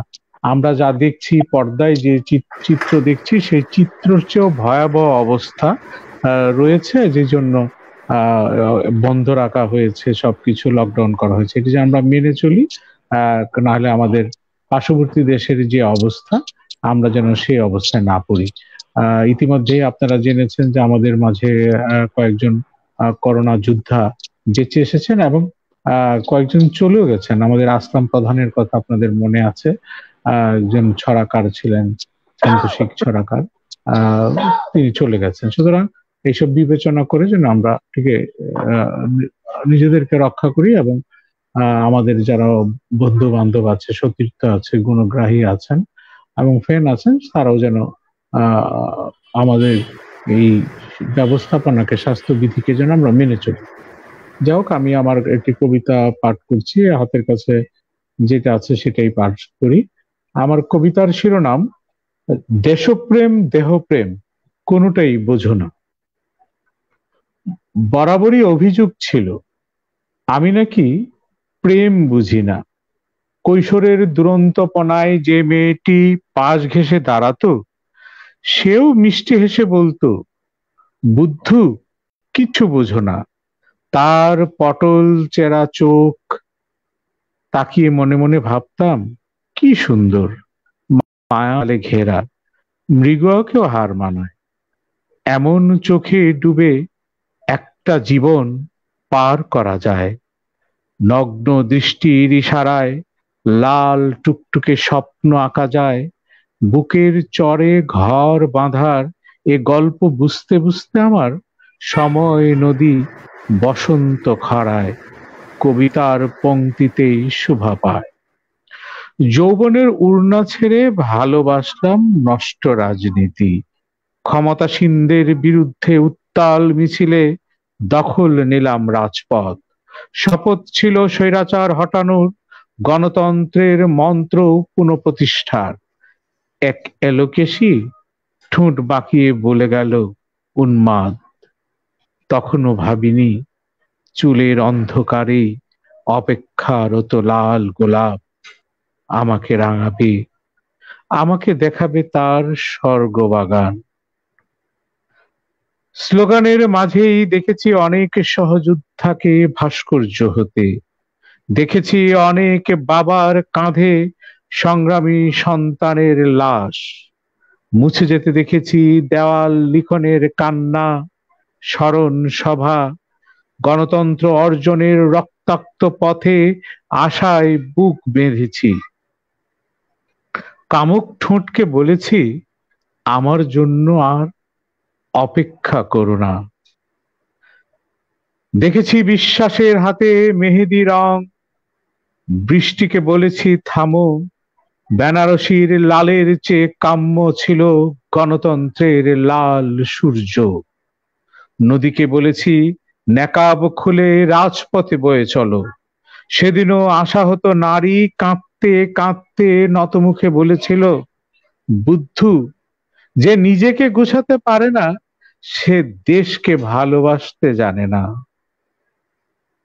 গণতন্ত্র এনেছিলাম, রক্ষিত হয়নি, ও এখন পোশাকি রাষ্ট্র। দেশপ্রেম এখন মালয়েশিয়ার জালে সেকেন্ড হোমে বন্দি। ভোটাধিকার সুইস ব্যাংকের আমানত, নিরাপদ দীর্ঘশ্বাস। আর আর প্রেম জাবর কাটা নস্টালজিয়া নিজেকেই শুধু পড়ায়, কানে কানে বলে যায়, দেশপ্রেম দেহপ্রেম কোনোটাই বুঝো না। দেশপ্রেম দেহপ্রেম কোনোটাই বুঝো না। একজন মন্তব্য করেছেন ইশতিয়াকের জন্য, না আমি ইশতিয়াকের জন্য না, এটা আমি অনেক আগের লেখা, সেই 90 দশকের 80 দশকের দিকের লেখা আমার এই কবিতাটি। যাই হোক, কবিতাটি আমি পাঠ করলাম। এইভাবে শুরু হোক কাব্য চর্চা। আর আমরা যারা অনুষ্ঠান করি, আমরা যেন এই আলোচনাগুলিতে আর অধিক সংখ্যক কবিদের জায়গা করে দিতে পারি। আমরা আসবেন, আমাকে অনেকক্ষণ আটকে রাখা হয়, অনেকক্ষণ কথা বলতে হয়। এগুলি আমরা আসলে কমিয়ে দিয়ে অনেক কবিদের কবিতা পড়ার যদি সুযোগ করে দেই, তাহলে কিন্তু এটি একটি ভালো উদ্যোগ হবে। মানুষের দ্বার প্রান্তে আমাদের সাহিত্য পৌঁছে যাবে, আমাদের কবিতা পৌঁছে যাবে। আমরা অনেকেই কবিতা শুনি না, আমরা অনেকে কবিতা পড়ি না। আমরা যদি যত বেশি কবিতা শুনবো, যত বেশি কবিতা পড়বো, তত বেশি নিজেকে সমৃদ্ধ করতে পারবো। নিজের শব্দ ভান্ডার, নিজের ভাবনাগুলোকে যেন আমরা আরো বিস্তৃত করতে পারি। সেই জন্য আমাদের উচিত বেশি বেশি পড়া। এবং আমরা যেহেতু এই পড়ার কাজটি খুব অলসতার কারণেই করি না, এবং আমরা অনেকের ভিতরে একটি ধারণা আছে, আমি যা লিখি এর চেয়ে ভালো আর কে লেখে, আমার লেখা আর পড়ার দরকার নেই। আমি তাদেরকে অনুরোধ করব, আপনি যে ভালো লিখেন সেটা আমি মানি, কিন্তু আপনার চেয়ে যে খারাপ লিখে সে কতটুকু খারাপ লিখে সেটি জানার জন্য হলো আপনাকে পড়তে হবে। আপনি পড়ে সেই যে খারাপটা লিখে সেই খারাপ লেখাটি যেন আপনার লেখনীতে না চলে আসে সেই জন্য আপনাকে সাবধান হতে হবে। এই জন্য আমি বলি পড়ুন পড়ুন পড়ুন এবং লিখুন। একটি কবিতা লেখার আগে অন্তত 5টি কবিতা পড়ুন, তারপরে লিখুন।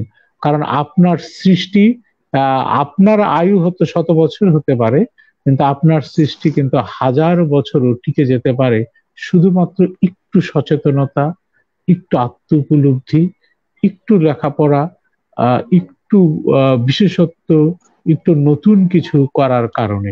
সুতরাং আমরা প্রত্যেকেই চাই যেন আমরা টিকে থাকি। আমি আরেকটু অল্প একটু সময় নিব যে কবি নিয়ে আমাদের কবি লিখেন অনেকে, এটি নিয়ে শায়ের আলী শেরবাগ তার নিজের ভাবনা বলেছেন।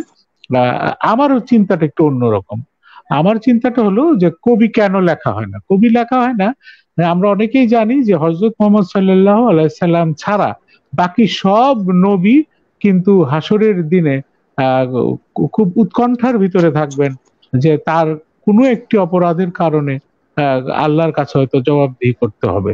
সুতরাং কবিরা, কোন কবি নিজে তার কবিতা হয়েছে কিনা সেটি নিয়ে সন্দিহান থাকেন, এবং এই সন্দিহান থাকাটাই একজন কবির কাজ। কারণ এই জন্য কেউ কবি লেখে না, কবি আরেকজনকে বলে যে অমুক কবি, কিন্তু নিজে লেখে না। কারণ আমার কবিতা আজকে যেটি আমার কবিতা খুব প্রয়োজন, মানুষের খুব মুখে মুখে ফিরছে, দুদিন পরে সে কবিতা হারিয়ে যেতে পারে। যে কবিতা হারিয়ে যায়, যে কবিতা মানুষ মনে রাখে না, সেই কবিতা কখনোই কবিতা হয়ে ওঠে না। হ্যাঁ, এটি হলো সূক্ষ্ম কথাবার্তা। মোটা দাগে বললে কবি যা লিখেন সবই কবিতা। এখন আমরা নতুন কিছু লিখতে হবে। আমরা আজকে 200 বছর পরে, 300 বছরের কাছাকাছি, তারপরে আমরা কিন্তু মাইকেল মধুসূদন দত্তকে শুধু মনেই রাখিনি, তার কবিতা পড়ি।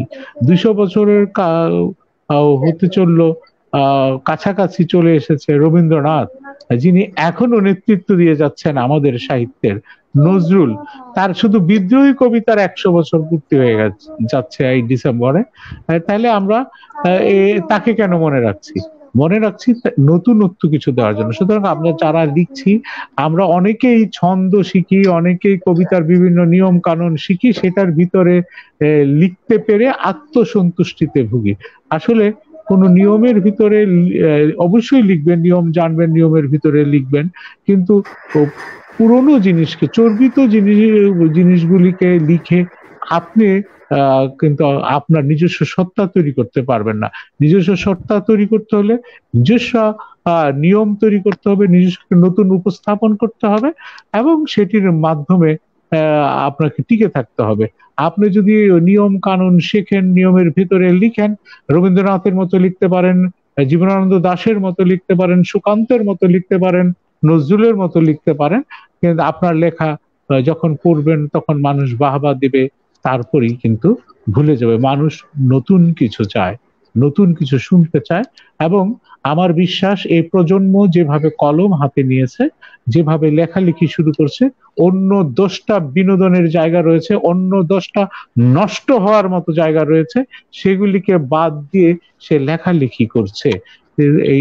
এটিকে আমি স্বাগত জানাই, সাধুবাদ জানাই, এবং এই তাদের লেখার ভেতর দিয়েই নতুন কিছু সৃষ্টি হবে। এবং আমি বিশ্বাস করি বাংলা কবিতার নেতৃত্ব দিবে বাঙালি, এবং একজন অবশ্যই বাংলাদেশী, এবং সেই অপেক্ষায় আছি। নতুন কিছু লিখতে থাকুন। আপনার যদি নতুন ভাবনার লেখা মানুষ গ্রহণ করে, তাহলে আপনি যুগের কবি হবেন, আপনি শতাব্দীর কবি হবেন, আপনি 1000 বছরের কবি হবেন। আপনি টিকে থাকবেন মানুষের মাঝে। নিজের নামের আগে বা পরে কবি লিখে আপনি কিন্তু আপনার সাহিত্যকে এগিয়ে নিয়ে যেতে পারবেন না, আপনি নিজেও এগিয়ে যেতে। ধন্যবাদ। ধন্যবাদ সোহেল রশিদ ভাইকে।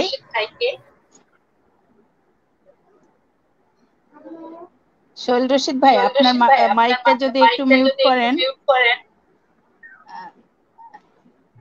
কারণ আমার কথা রিপিট হচ্ছে। হ্যাঁ, ধন্যবাদ। সুপ্রিয় দর্শক বন্ধুরা, আপনারা যারা স্বপ্নকথা সাহিত্য পরিষদের আজকের এই লাইভের সাথে আছেন তাদের প্রত্যেকের প্রতি স্বপ্নকথা সাহিত্য পরিবারের পক্ষ থেকে জানাই অসংখ্য কৃতজ্ঞতা, ভালোবাসা এবং শুভকামনা। বন্ধুরা, আপনারা সাথে থাকুন।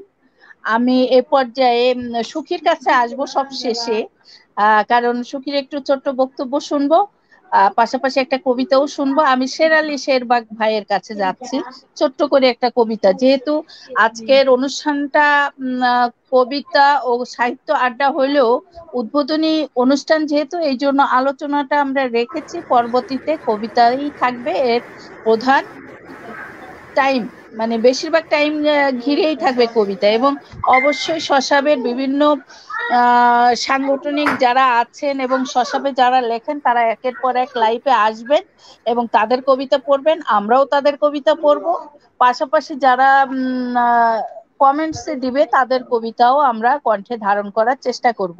তো এই পর্যায়ে আমি শেরালি শেরবাগ ভাইয়ের কাছে যাচ্ছি ছোট্ট একটি কবিতা শোনার জন্য, কারণ আজকে সময়টা আমরা আলোচনায় বেশি নিয়ে ফেলেছি। পরবর্তীতে আবারও একদিন হবে দেখা। শেরালি শেরবাগ ভাই। ধন্যবাদ। সুন্দর আলোচনা করছিলেন আমাদের এবিএম সৈয়দ রশিদ ভাই। আসলে আমরাও আশাবাদী যে বাঙালি কবিরাই একদিন সাহিত্য জগৎটাকে নেতৃত্ব দেবে বা এখনো দিচ্ছে, এটি আমার বিশ্বাস। যেহেতু কবিতা পড়তে বলা হয়েছে, আমি এই করোনা কালে লেখা একটি কবিতা, মানে একটি চিত্র তুলে ধরার চেষ্টা করছি আমার লেখনীর মাধ্যমে। আমি যদিও আবৃত্তিকার নই বা বাচিক শিল্পী নই, আমি আমার মতো করেই আমার লেখাটি পাঠ করছি। কবিতার শিরোনাম অনাহারী সজল। তাজ, কেমন আছিস? হয়তো ভালোই আছিস, আমি কিন্তু ভালো নেই রে। সময়টা বড় বেহিসেবে চলছে, করোনার মহাসমুদ্রে এগিয়ে যাচ্ছি। লকডাউন ভালো লাগছে না, মানছি না তাই। দেশ যাক রসাতারে কি হবে বল অযথা ভেবে। পেটে ভাত নেই, ক্ষুধার্ত মুখগুলো চেয়ে চেয়ে দেখছি। প্রাণ নেই, রিলিফ নেই, নেই প্রাপ্তির কোনো প্রত্যাশার যোগ। তার জানি রে, ভালো আছিস তুই, বাজারের চিন্তা নেই, ক্ষুধার যন্ত্রণা তাও নেই। আলিশান বাড়ির ফ্রিজে ভরা মাছ কাবারি বাজার নিয়ে বেশ তো কেটে যাচ্ছে দেখছি তোর সোনার সংসার। বিশ্বাস কর, বদ্ধ ঘরে অনাহারী মুখগুলো দেখে দেখে বড় কষ্টে কাটছে সময়ের ঘূর্ণীয়মান চাকা। কাজ খবর তো নিতে আসতে না, সময়টা বড্ড বেঈমান রে। সংসারের সুখের অভাবে সুযোগে বাতায়নের পাশ কেটে চলে গেছে অজানায়। তোদের অর্থ আছে, সমাজ আছে, আছে বাঁচবার অধিকার। ধনের খাতায় লিপিবদ্ধ আজ তোরা অভুক্ত মানুষের পাশে নেই। অসহায় ফেলে আসা স্মৃতির ফ্রেম বাঁধানো মুখগুলো ভুলে গেছিস। ভুলে যায়নি, যেতে তো পারিনি মধ্যবিত্ত ঘরে জন্ম নিয়া এই অনাহারী স্বজন। ধন্যবাদ সকলকে।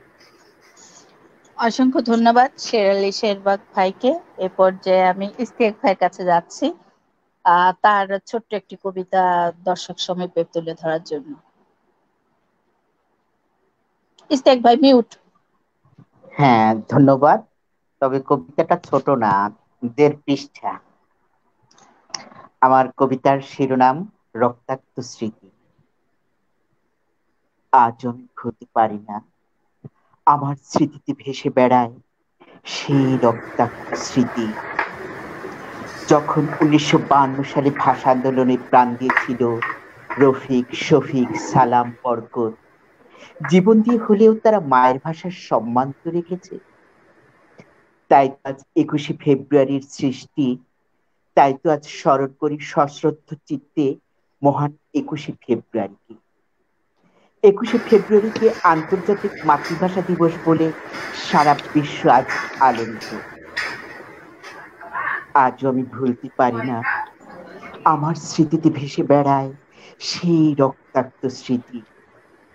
এদেশের মানুষ ভীরু নয়, বীরের মতো সবসময় লড়াই করতে পারে।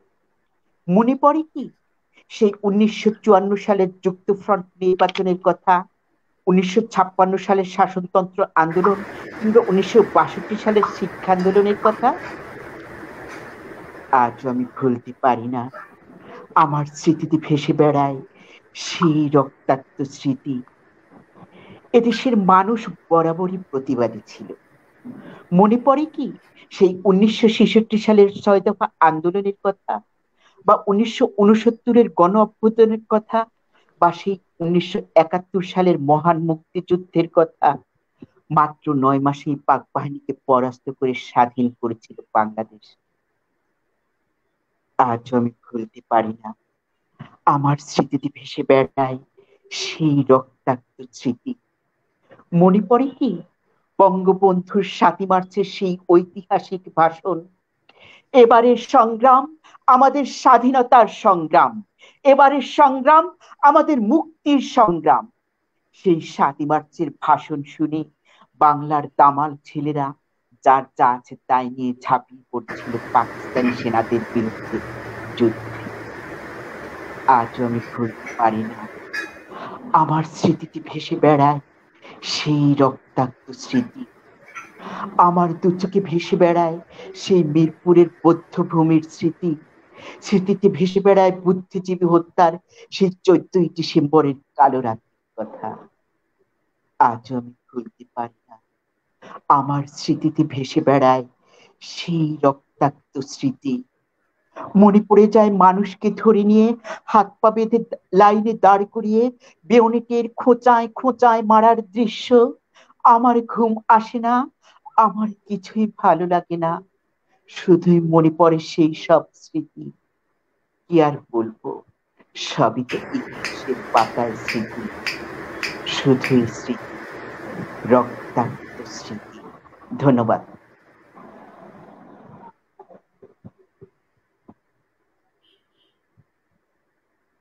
ধন্যবাদ ইশতিয়াক ভাইকে।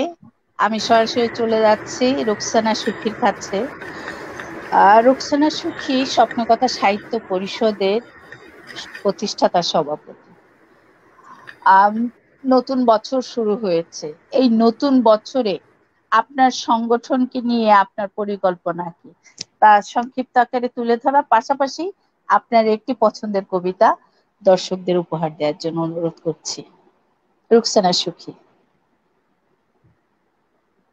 আপনি আনমিউট করেন প্লিজ। রুকসানা সুখী আনমিউট। হ্যাঁ, ধন্যবাদ। ধন্যবাদ ফারদৌসী নদীকে। আমাদের ইতিপূর্বে যত অনুষ্ঠান হয়েছে সেটা হয়তো সবার জানা।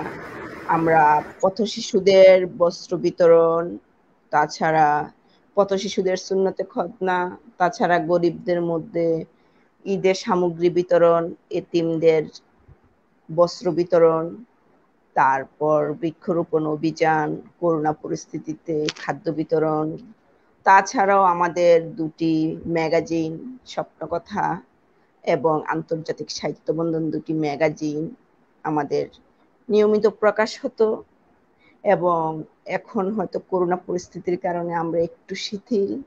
তাছাড়া আমাদের প্রতি মান্থলি বিভিন্ন জেলায় বেশ কিছু প্রোগ্রাম ইতিপূর্বে হয়েছে এবং বর্তমানে আমরা যে কাজটি করছি সেটি হচ্ছে তরুণ প্রজন্মকে নিয়ে তাদের কাছে এই সাহিত্য সংস্কৃতিকে পৌঁছে দেওয়া। তরুণ প্রজন্ম, এই নবীনরা যদি সাহিত্য চর্চা বুঝে যায়, সাহিত্য নিয়ে কাজ করে, বা তারা বিভিন্ন প্রতিযোগিতা বা বিভিন্ন কারিকুলামের মধ্য দিয়ে তারা যদি সাহিত্যের সাথে লিপ্ত হয়ে যায়, যেমন গান, আবৃত্তি, উপস্থিত বুদ্ধি, বিভিন্ন প্রতিযোগিতায় অংশ নেয়, তারা লেখাপড়ার পাশাপাশি যদি সাহিত্য বলা হয়, আমি মনে করি যে লোকটা সাহিত্য প্রেমী, যে লোকটা সাহিত্যিক, যে লোকটা সাহিত্য চর্চা করে, সে অন্তত খুনি নয়, সে অন্তত দর্শক নয়, সে অন্তত চাঁদাবাজ নয়। তো সেই কারণেই আমার মূলত তরুণ প্রজন্মকে নিয়ে আমাদের বর্তমানে কাজগুলো হচ্ছে। করোনা পরিস্থিতির মাঝেও আমরা সিলেটে দুটি প্রোগ্রাম করে এসেছি তরুণ প্রজন্ম নিয়ে।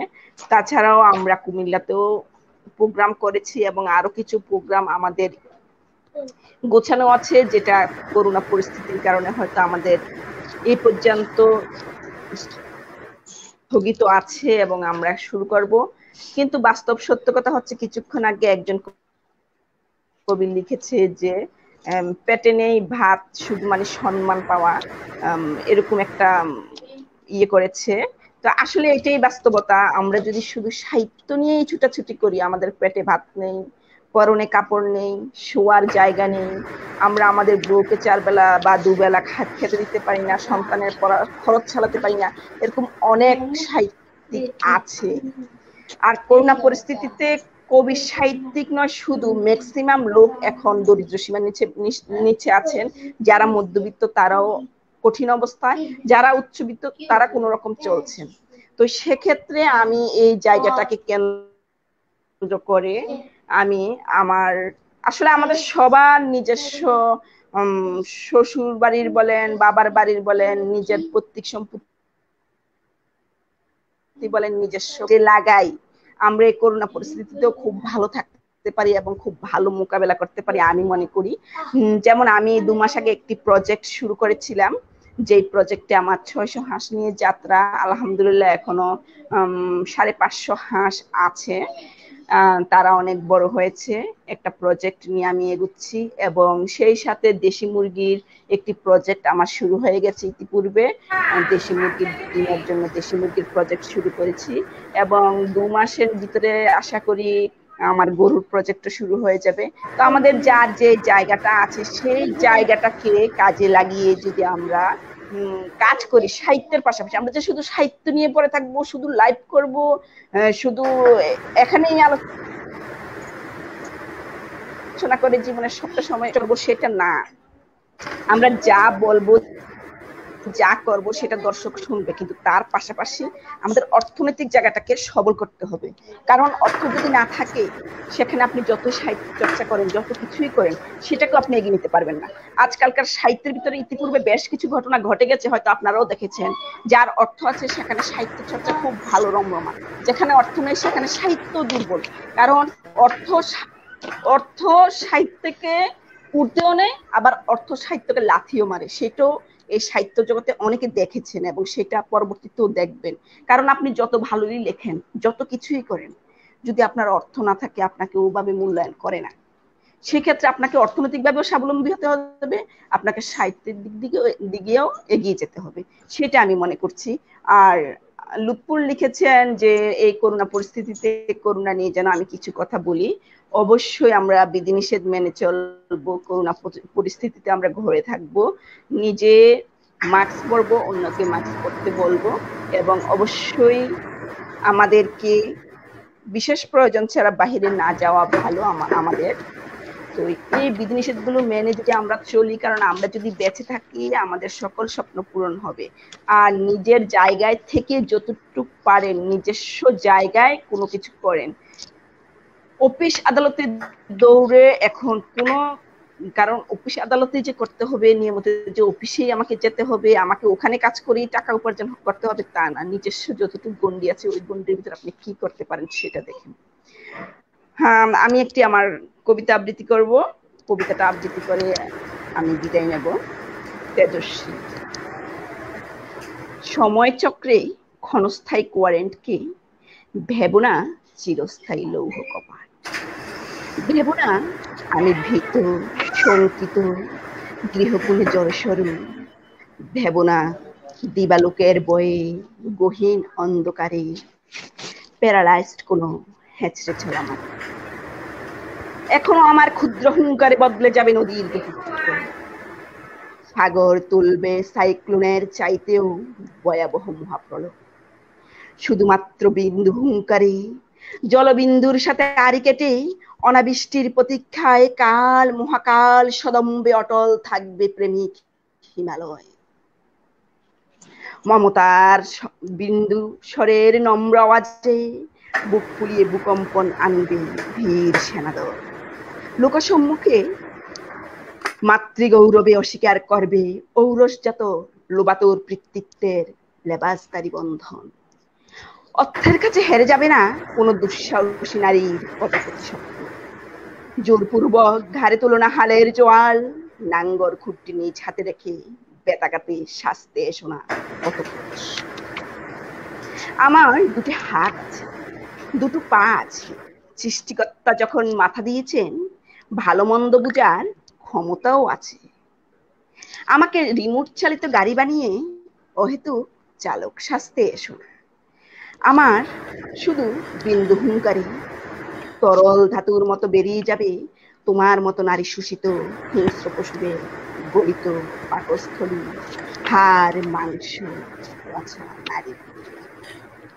অর্থের নাটাইয়ে নয়, যোগ্যতার নাটাইয়ে নারীদের উড়িয়ে দেখো। আমরা মা, বোন, স্ত্রী, কন্যা।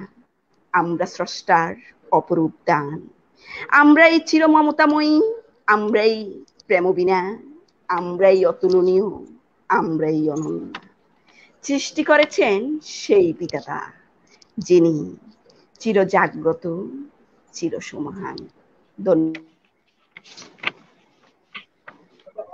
অসাধারণ একটি কবিতা আবৃত্তি শুনলাম সুখীর কাছ থেকে। আজকে সোহেল রশিদ ভাই, তার কণ্ঠের সবাই আমরা ভক্ত।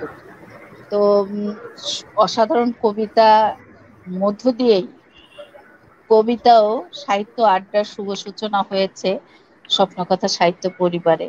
এ পর্যায়ে যেহেতু আমরা করোনা নিয়ে আলোচনা করেছি, আজকে সকাল পর্যন্ত আমি একটা স্ট্যাটাস নিয়েছিলাম, সেটা দর্শক সমীপে তুলে ধরছি দর্শকদের সচেতনতার জন্য। আজ 8 জুলাই সকাল 10টা পর্যন্ত তথ্য। গত 24 ঘন্টা বাংলাদেশে করোনা ভাইরাস আক্রান্ত সর্বশেষ সংবাদ। করোনা ভাইরাসের প্রাদুর্ভাব শুরু হওয়া থেকে সর্বোচ্চ মৃত্যু হয়েছে। 24 ঘন্টায় করোনা ভাইরাসের নমুনা গ্রহণ করা হয়েছে 35,639 জনের। করোনায় শনাক্ত হয়েছে 11,162 জনের শরীরে, যার শতকরা হার 31.32। এ পর্যন্ত মোট শনাক্ত হয়েছে 9,77,568 জনের শরীরে। এটা বাংলাদেশের চিত্র। 24 ঘন্টায় সুস্থ হয়েছে 5,987 জন। এ পর্যন্ত মোট সুস্থ হয়েছে 8,50,502 জন। 24 ঘন্টায় করোনায় মারা গিয়েছে 201 জন। 7 তারিখ থেকে 8 তারিখ পর্যন্ত 24 ঘন্টায়। এ পর্যন্ত মোট মারা গিয়েছে 15,593 জন। 24 ঘন্টায় মৃতদের বয়স অনুসারে 10 বছরের উপরে 1 জন, 20 বছরের উপরে 4 জন, 30 বছরের উপরে 9 জন, 40 বছরের উপরে যাদের বয়স 25 জন, 50 বছরের উপরে যাদের বয়স 47 জন, 60 বছরের উপরে যাদের বয়স 115 জন।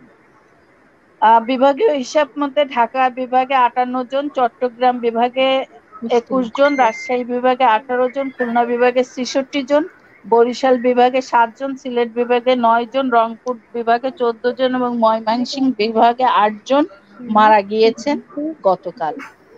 তো এই চিত্র দেখে আসলে আমরা বাঙালিরা জানি শুনি মানি না অনেক কিছু, সেই অভ্যাসেই অভ্যস্ত আমরা।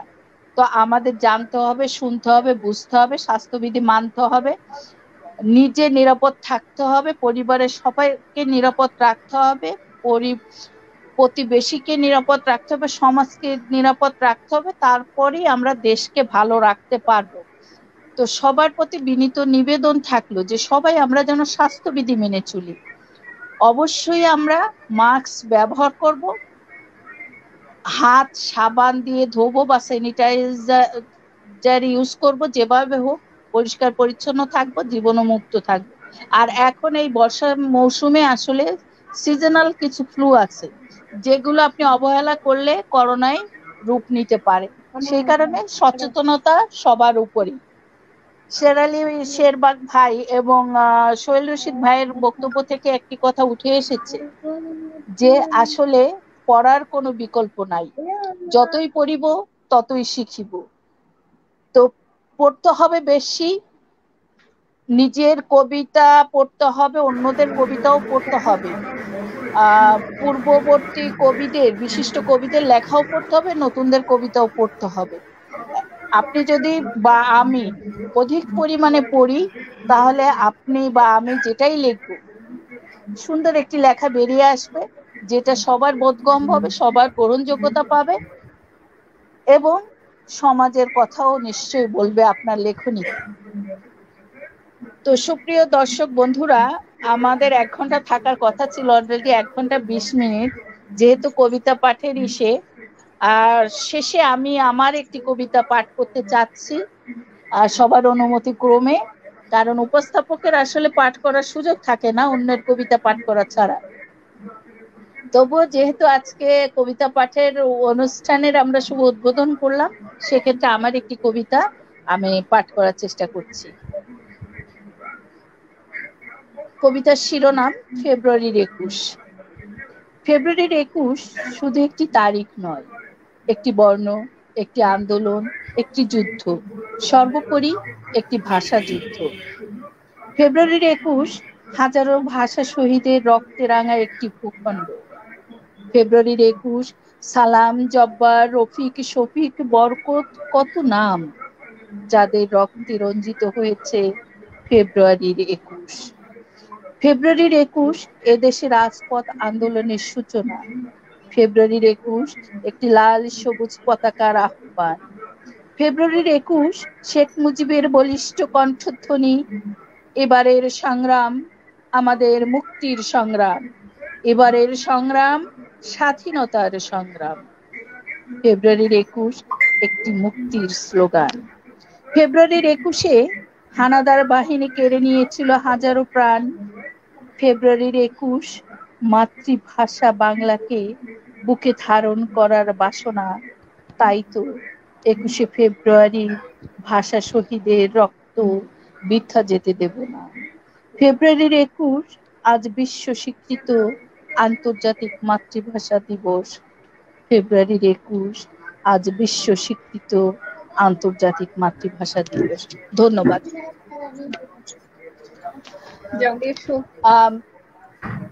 আজকে সবশেষে যারা আজকের এই কবিতা ও সাহিত্য আড্ডায় শশাপ লাইভে এসেছেন, তাদের প্রত্যেকের প্রতি আমি নিবেদন করছি বিনম্র শ্রদ্ধা, কৃতজ্ঞতা, ভালোবাসা। সেই সাথে সবাই সুস্থ থাকুন, ভালো থাকুন, নিরাপদে থাকুন এবং সাহিত্যের এই আসরে আপনারা যে মূল্যবান বক্তব্য রেখেছেন তা আশা করছি আমাদের আজকে যারা শুনছেন প্রত্যেকের জন্যই কার্যকরী ভূমিকা পালন করবে। এবং দর্শক বন্ধুদেরও আমি নিবেদন করছি যে আজকে লাইভটি শুধু দেখা না, শুধু কমেন্টস করা না, আজকে লাইভের কথাগুলো আপনারা অনুধাবন করবেন এবং আশা রাখি সে অনুযায়ী আপনি যদি লেখক হন নিজেকে সেভাবে গড়ে তুলবেন, আপনি যদি পাঠক হন নিজেকে সেভাবে পাঠক হিসেবে, একজন সুপাঠক হিসেবে তৈরি করবেন। আপনি যদি শুধুমাত্র আমাদের দর্শক হন তাহলে অবশ্যই আপনিও আপনার সুচিন্তিত মতামত রাখবেন আজকের লাইভে না, শুধু যে কোনো লাইভে। কারণ একজন পাঠক, একজন কবি বা একজন শ্রোতা, তিনজনের সমন্বয়ে কিন্তু একটা অনুষ্ঠান। তো আপনাদের সহযোগিতা ছিল বলেই আজকের অনুষ্ঠানটি সার্থক হলো। অসংখ্য দর্শক ছিলেন, অনেকের নাম এসেছে, অনেকের নাম আসেনি, সেই কারণে আমি কমেন্টস গুলো ওইভাবে পড়িনি। তবুও যারা সুন্দর সুন্দর কমেন্টস লিখেছেন তাদের প্রতি আবারও কৃতজ্ঞতা জানাচ্ছি। এবং ABM সোহেল রশিদ ভাই, SM শের আলী শেরবাগ ভাই, মসরুদ্দিন ভাই, ইস্তিয়াক ভাই, সবাইকেই স্বপ্নকথার পক্ষ থেকে আবারও সশ্রদ্ধ সালাম জানাচ্ছি। আপনাদের আবারও আসার আমন্ত্রণ জানিয়ে এবং সুখী যিনি স্বপ্নকথার কর্ণধার, আজকে লাইভের সভাপতির বক্তব্য শেষে সবাইকে একটু ধন্যবাদ জ্ঞাপন করে আজকে লাইভ আপনি সমাপ্ত করবেন। আমি জাস্ট শুভরাত্রি বলে শেষ করে দেব। তো আমি চলে যাচ্ছি সুখীর কাছে। সুখী জাস্ট 1 মিনিটে ধন্যবাদ জ্ঞাপন করে সবার সমাপ্তি ঘোষণা করেন আজকের লাইভে। রোকসানা সুখী। ধন্যবাদ সবাইকে আজকের এই অনুষ্ঠানটি সার্থক করার জন্য, যারা অনেক লাইক কমেন্ট করেছেন, নিজস্ব মূল্যবান মতামত দিয়েছেন এবং এই অনুষ্ঠানটিকে সুন্দর একটি জায়গায় এনেছেন, সেটার জন্য আসলে সত্যি কৃতজ্ঞতা জ্ঞাপন করছি। সবাই সুস্থ থাকুন, সুন্দর থাকুন, নিরাপদ থাকুন, যে যেখানে আছেন সেখানেই থাকুন এবং অবশ্যই মাস্ক ব্যবহার করুন। আর শশাব পরিবারের সাথে সবসময় থাকবেন। শশাব পরিবার আপনাদের, আমাদের সবার। শশাব পরিবারকে নিয়ে আমরা এগিয়ে যাব। আজকে সোহেল রশিদ ভাইকে অনেক ধন্যবাদ আমাদের প্রোগ্রামটিকে সুন্দর সার্থকতা দেওয়ার জন্য। সেই সাথে শেরালি শেরবাগ ভাই, ইস্তিয়াক ভাই এবং মুসলিউদ্দিন মুসলেকেও অনেক অনেক অনেক ধন্যবাদ। শুভরাত্রি সবাইকে। আল্লাহ হাফেজ। সুপ্রিয় দর্শক বন্ধুরা, শুভরাত্রি জানানোর আগে আমি একটি ঘোষণা দিতে চাচ্ছি। আগামী বৃহস্পতিবার রাত 9:30 এবং সোমবার রাত 9:30 শশাব গ্রুপে নিয়মিত লাইভ অনুষ্ঠান অনুষ্ঠিত হবে। আপনারা পাশে থাকবেন। সে পর্যন্ত সবাই ভালো থাকুন, সুস্থ থাকুন, নিরাপদে থাকুন। শুভ রাত্রি। আল্লাহ হাফেজ। আল্লাহ হাফেজ।